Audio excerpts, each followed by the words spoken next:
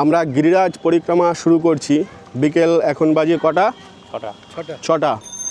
ছটার সময় আমরা 4 জন শুরু করছি গিরিরাজ পরিক্রমা 21 কিলোমিটারে।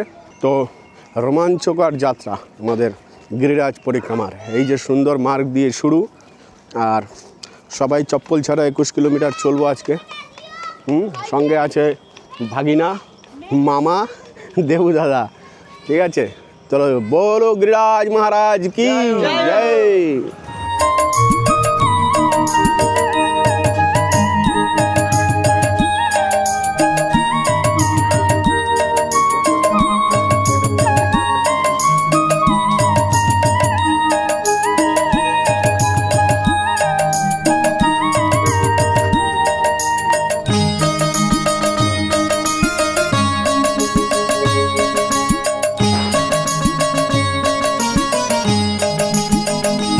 তো রাধাকুণ্ড শ্যামকুণ্ড পার করে আমরা কুসুম সরোবরের দিকে যাত্রা শুরু করতে না করতেই কিন্তু আকাশের আলো কমে আসছে, আর ধীরে ধীরে কিন্তু এবারে যাত্রা আরও বেশি তীব্রতা প্রকাশ পাচ্ছে। কেন, আমাদের সবে তো মাত্র 3 কিলোমিটার হলো, এরপরে আরও 18 কিলোমিটার যাত্রা বাকি। সম্ভবত যদি হিসেব ভুল না হয়, ঘন্টায় একটি মানুষ 5 কিলোমিটার অবধি হাঁটতে পারে নর্মালভাবে। বেশি জোরে হাঁটলে হয়তো 6 কিলোমিটার, আমি তো সেটাই জানি। তাহলে একটি গিরিরাজ পরিক্রমা দিতে 4 ঘন্টা লাগার কথা যদি একভাবে হাঁটা যায়। কিন্তু একভাবে কখনো কেউ হাঁটতে পারে না। প্রথমে যে স্পিড থাকে ধীরে ধীরে সেই স্পিড কমতে থাকে, তারপরে একটুখানি হাত পা ব্যথাও হয়ে যায়। হাত কেন ব্যথা হবে? পা ব্যথা হবে, তো পা ব্যথা হবে, তাই না? তা হাতটা তো ঝুলছে, চলার সময় হাত ঝুলছে না, তাহলে হাতটাও তো ব্যথা হবে। আচ্ছা, দেখা যাক আজকে কি ব্যথা হয়। শুধু হাত ব্যথা, আবার বেশি রোদের তাপ থাকলে মাথা ব্যথাও চালু হয়ে যায়, হয় না? আচ্ছা, সেটা তো প্রকাশ পাবে লাস্টে আমরা যখন পরিক্রমা সম্পূর্ণ করব সেই সময়টিতে। যাই হোক, আজকে খুব একটা ভিড় দেখতে পাচ্ছি না। আজকে কী বার দাদা? সোমবার। আচ্ছা, সোমবারের বারবেলা ভোলেনাথের কৃপায় আমরা শুরু করেছি যাত্রা। সোমবার ভোলেনাথের বার, তো ভোলেনাথের বার। আচ্ছা, বেশ। এই যে হাত পা ব্যথা হয়ে গেলে পরে এখানে মাসাজের ব্যবস্থা রয়েছে, কিন্তু তার কতক্ষণ, ক্ষণিক সময়ের জন্য। जय गिरिराज महाराज की जय। राधे श्याम बाबा, बाकी सब आम। राधे श्याम।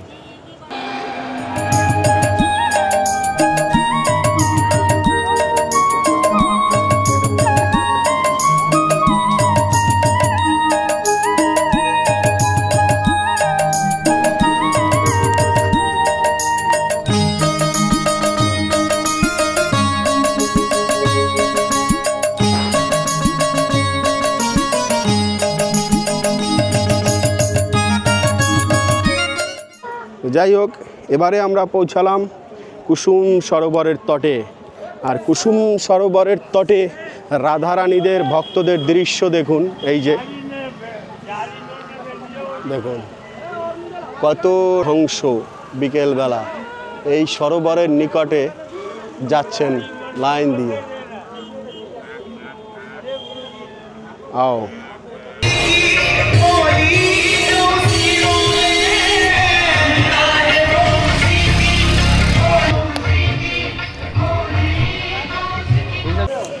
তো আমরা এবারে এই যে এসে পৌঁছালাম মানসী গঙ্গা ক্রস করে আবার আমরা গোবর্ধন বাজারের মধ্যে দিয়ে যাব সেই জ্যোতিপুরার উদ্দেশ্যে।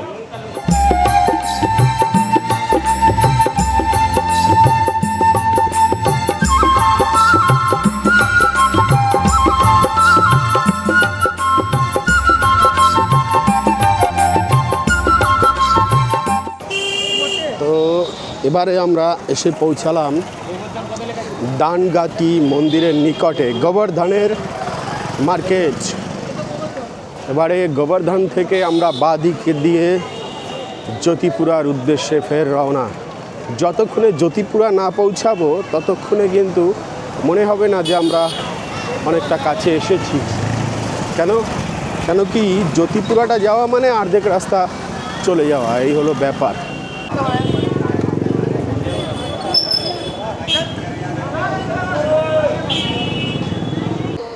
যা গোবর্ধন থেকে চলতে চলতে আমরা অনেকটা দূরই চলে এসেছি।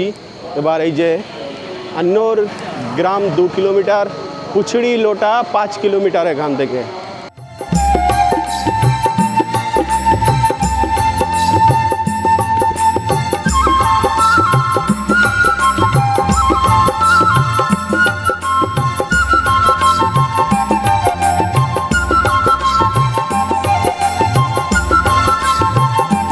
তো আমরা চলতে চলতে এবারে চলে আসলাম আন্নোর গ্রামে।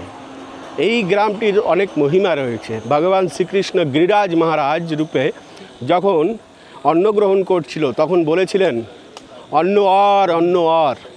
ব্রজবাসীদের মুখে এটাই শোনা যায়, আর তাই অন্ন অর, তাই এই গ্রামের নাম হয়েছে আন্নোর। তো আমরা এই আন্নোর গ্রাম এখন অতিক্রম করছি। এরপরে এই সামনে আছে জ্যোতিপুরা, তারপরেও হলো 10 কিলোমিটার। তার মানে আমরা 10 কিলোমিটার কিন্তু পেরিয়ে চলে এসেছি। আর চলতে চলতে গরমের প্রতাপ বাড়া শুরু করেছে দেখে, আর ব্রজের এই যে দেখুন রাতের বেলাও সুন্দর বাতাস বইছে মৃদু মৃদু এবং বৃক্ষের পাতাগুলি নড়ছে। তো ভাবলাম এত সুন্দর হাওয়া যখন, অঙ্গে লেপন করে নিই সেই হাওয়া। কেন কি জানি ভগবান কোন বনে বসে আছে সেখানে লীলা করছেন, এবং তার দেহকান্তির যে সুন্দর সুগন্ধ সেটা যেন এসে আমার নাসিকাকে স্পর্শ করে, সেই কারণেই অঙ্গের বস্ত্র খুলে দিয়েছি। তো আপনিও যদি পরিক্রমা দেন ব্রজধামে এসে, তাহলে কিন্তু এরকম পন্থা অবলম্বন করবেন অবশ্যই, যাতে করে ব্রজের বাতাসও কিন্তু অনেক পবিত্র। আমাদের যত জীবনের অপকর্ম কুকর্মগুলি রয়েছে সেগুলো নষ্ট হয়ে যায়। আর এই যে দেখুন আমাদের গিরিরাজজি মহারাজজিকে পুরো এখানে কত সুন্দরভাবে দর্শন দেওয়া হচ্ছে। গিরিরাজজি মহারাজজি শয়ন করে আছে, আর গিরিরাজজিকে দেখতে কিন্তু এরকমই উপর থেকে, তাই গিরিরাজ মহারাজজিকে এখানে প্রতিষ্ঠা করেছেন ব্রজবাসীরা। জয় রাধে রাধে। পূর্ণিমার রাতে গিরিরাজ পরিক্রমা দিতে খুব ভালো লাগে। কোথাও অন্ধকার, কোথাও আবার জ্যোৎস্নার আলো পড়ে, কোথাও আবার লাইটের আলো, আবার কোথাও ভক্তদের ধ্বনি, রাধা রাধা নাম, গিরিরাজের জয়ধ্বনি, সব কিছু মিলিয়ে এক অসাধারণ অভিজ্ঞতা গিরিরাজ পরিক্রমায়। এই যে দেখুন পুছড়িকে লোকটা 1 কিলোমিটার, আর জ্যোতিপুরা হলো আমাদের 4 কিলোমিটার বাকি এখনও। এই গিরিরাজ পরিক্রমার তটে বিভিন্ন জায়গায় বিভিন্ন মন্দির এমনই একটি ভগবানের প্রতিষ্ঠান, তার কৃপার স্থান, যে দর্শন করা মাত্র হৃদয় শান্ত হয়ে যায় এবং একটা অন্যরকম আনন্দ অনুভূতি হয়। আর দেখুন কত সুন্দর এই যে ছোট ছোট দোকানগুলো এখানে, জুসের বা আখের। এবারে এই দেখুন কত সুন্দর ফ্যান চালিয়ে রেখেছে, একটুখানি হাওয়া খেয়ে নিই, ঠান্ডা করে নিই শরীরটা, আবার শুরু হবে। হ্যাঁ, আর ওপার দিয়ে যাত্রীরা যাচ্ছেন, সবাই যাত্রা করছেন। আর এই যে দেবুদা আর আমাদের ভাগ্নেও বসে পড়েছে, হাওয়া খেয়ে নিচ্ছে।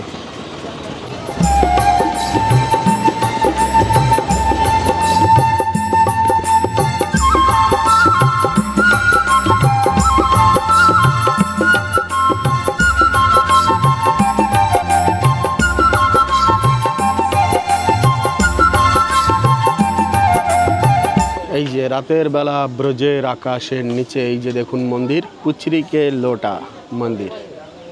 বাস এখানে আসলাম, তারপরে আমরা একটুখানি ঠান্ডা খেয়ে নিলাম।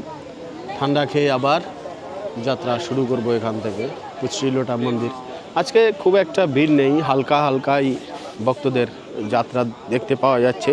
তবে এরপর থেকে রাধা অষ্টমী আসছে, ভিড় আবার আস্তে আস্তে বাড়বে। আর সোমবার তো ভোলেনাথের মন্দিরেই বেশিরভাগ ভিড় হয়। बोलो पुछड़ी के लोटा भगवान की जय, बलराम जी की जय। আর এই পাশের গলি থেকে গেলেই কিন্তু সেই অপ্সরা কুণ্ড দেখা যায়। রাতের বেলা আমাদের ব্রজের সৌন্দর্য আবার একটু অন্যরকম।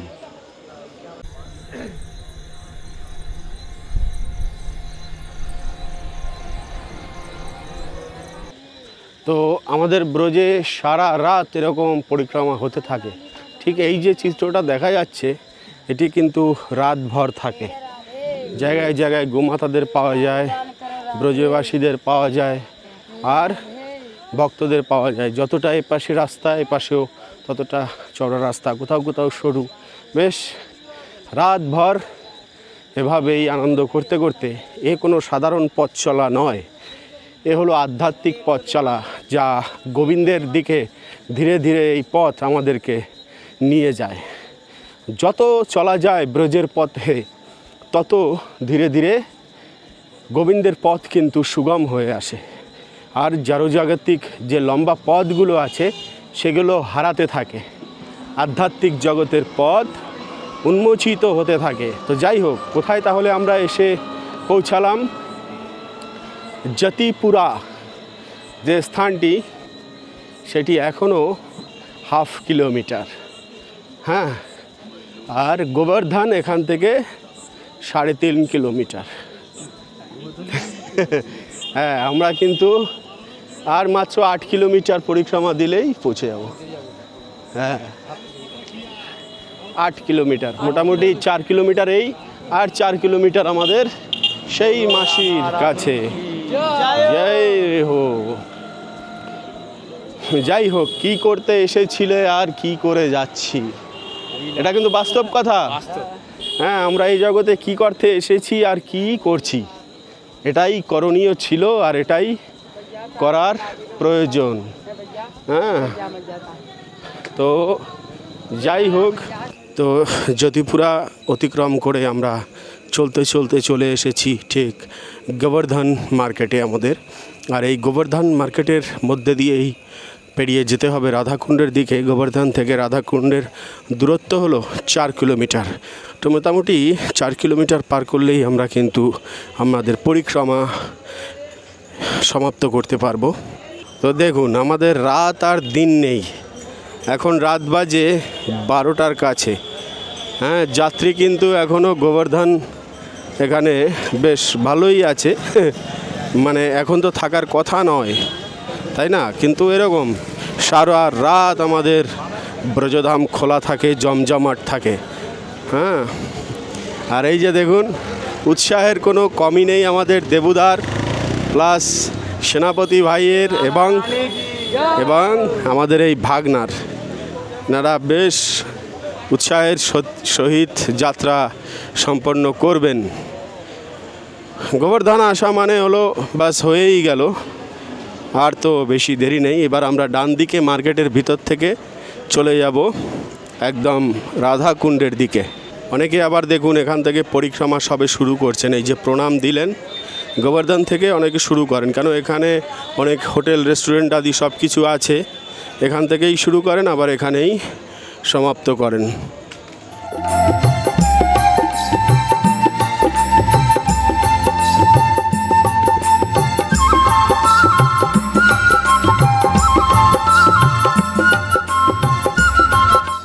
তো এত রাতে শুধুমাত্র আমরাই যে পরিক্রমা দিচ্ছি তা নয়, দেখুন আমাদের সাথে ব্রজের গোমাতারা রয়েছে, এনারাও পরিক্রমা দিচ্ছেন। দেখুন, আমাদের গোমাতারা বুঝুক আর না বুঝুক, গোবিন্দ তো বোঝে যে উনি ব্রজধাম থেকে গমন করার পরে ব্রজের গোমাতারা এখনও পরিক্রমা দিয়ে যাচ্ছেন। আর এই পরিক্রমা দর্শন করার মানে হলো যে উৎসাহ প্রদান করা, যে এই যে পরিক্রমা, ব্রজে পরিভ্রমণ, এ সব কিছুই দর্শন করলে হৃদয় মাঝে উৎসাহ বাড়ে যে আমিও ব্রজে যাব, আমিও এভাবে পরিক্রমা দেব। হ্যাঁ, একদম সারা রাত ধরে আনন্দ করব। তো সে কারণেই যাই হোক মিত্র, আমরা এখন প্রায় চলে এসেছি রাধাকুণ্ডের কাছে কাছে, মানে উদ্ধবকুণ্ডের নিকটে। তো আজকের এই পরিক্রমাটি এখানেই এন্ড করলাম। পরবর্তী ভিডিওতে আবার দেখা হবে অন্য কোনো সময়ে। সে অবধি ভালো থাকবেন, সুস্থ থাকবেন। बोलो गिरिराज महाराज की।